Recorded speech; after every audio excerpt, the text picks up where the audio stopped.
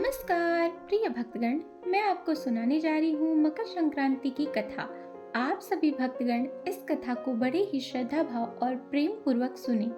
सबसे पहले आप सभी को मकर संक्रांति की हार्दिक शुभकामनाएं। मकर संक्रांति को अलग अलग जगहों पे अलग अलग नाम से जाना जाता है।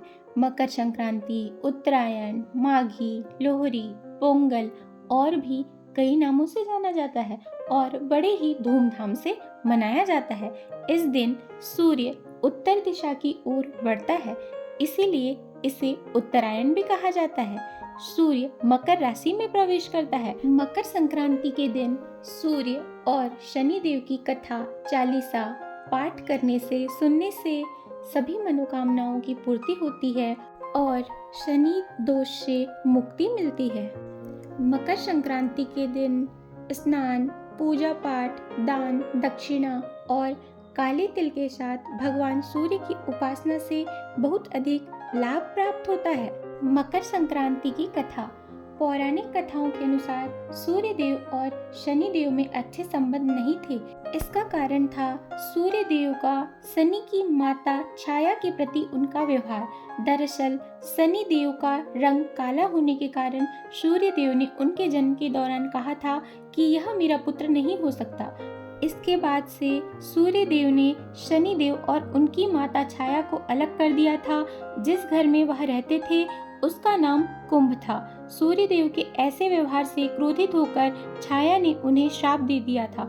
माता छाया ने सूर्य देव को कुष्ठ रोग का श्राप दिया था, जिससे क्रोधित होकर सूर्य देव ने छाया और शनि देव का घर जलाकर राख कर दिया था। सूर्य देव के पुत्र यम ने सूर्य देव को उस श्राप से मुक्त किया था।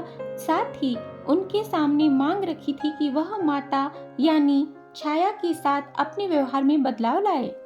इसके बाद सूर्य देव छाया और शनि देव से मिलने के लिए उनके घर पहुंचे थे। जब सूर्य देव वहां पहुंचे तो उन्होंने देखा कि वहां कुछ भी नहीं था, सब कुछ जलकर बर्बाद हो गया था। इसके बाद शनि देव ने काले तिल से अपने पिता का स्वागत किया था। शनि देव के ऐसे व्यवहार से प्रसन्न होकर सूर्य देव ने उस दिन उन्हें नया घर दिया था, जिसका नाम था मकर। इसके बाद से ही शनि देव दो राशियों कुंभ और मकर के स्वामी हो गए। शनि देव के इस व्यवहार से प्रसन्न होकर सूर्य देव ने उन्हें यह भी कहा कि जब भी वह मकर संक्रांति के मौके पर उनके घर आएंगे तो उनका घर धन धान्य से भर जाएगा, उनके पास किसी भी वस्तु की कोई कमी नहीं रहेगी। साथ ही यह भी कहा कि इस दिन जो लोग भी मकर संक्रांति के मौके पर मुझे काले तिल अर्पित करेंगे उनके जीवन में सुख समृद्धि आएगी।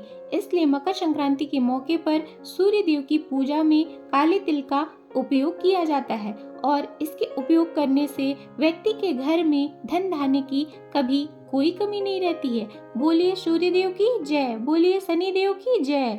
आइए मकर संक्रांति पर एक और पौराणिक कथा के बारे में जानते हैं। धर्मराज की कहानी। एक समय पर पृथ्वी लोक पर बब्रुवाहन नामक एक राजा हुआ करता था। उसके राज्य में किसी चीज की कोई कमी नहीं थी।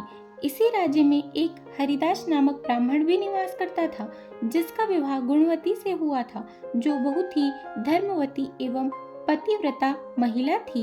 गुणवती ने अपना पूरा जीवन सभी देवी देवताओं की उपासना में लगा दिया और वह सभी प्रकार के व्रत करती और दान धर्म भी किया करती थी। इसके अलावा अतिथि सेवा को वह अपना धर्म मानती थी। ऐसे ही ईश्वर की उपासना करते हुए वह वृद्ध हो गई। जब उसकी मृत्यु हुई तो धर्मराज के दूत उसे अपने साथ धर्मराजपुर ले गए। यमलोक में एक सुंदर सिंहासन पर यम धर्मराज विराजमान थे। उनके पास ही चित्रगुप्त भी बैठे थे। चित्रगुप्त जब धर्मराज को प्राणियों का लेखा जोखा सुना रहे थे, तभी यमदूत गुणवती को लेकर पहुंचे।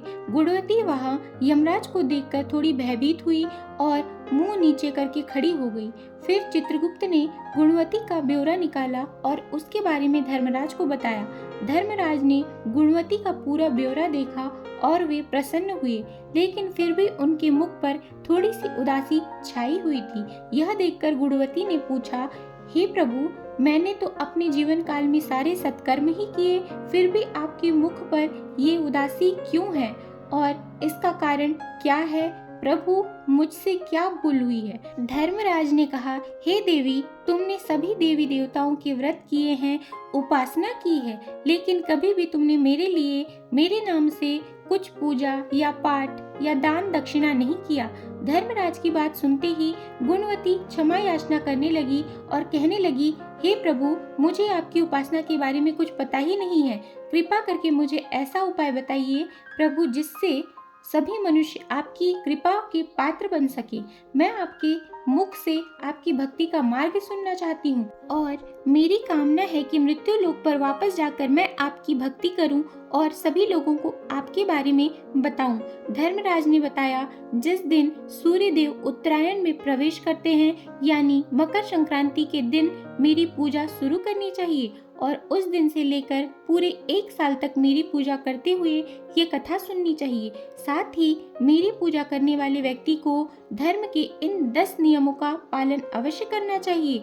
धीरज रखना यानी संतुष्ट रहना, अपने मन को वश में रखना और सभी को क्षमा करना, किसी प्रकार का दुष्कर्म नहीं करना, मानसिक और शारीरिक शुद्धि का ध्यान रखना, अपनी इंद्रियों को वश में रखना, बुरे विचारों को अपने मन में न लाना, पूजा पाठ दान पुण्य अवश्य करना, व्रत करना, व्रत की कहानी सुनना, सच बोलना और सभी से अच्छा और सच्चा व्यवहार करना, क्रोध न करना।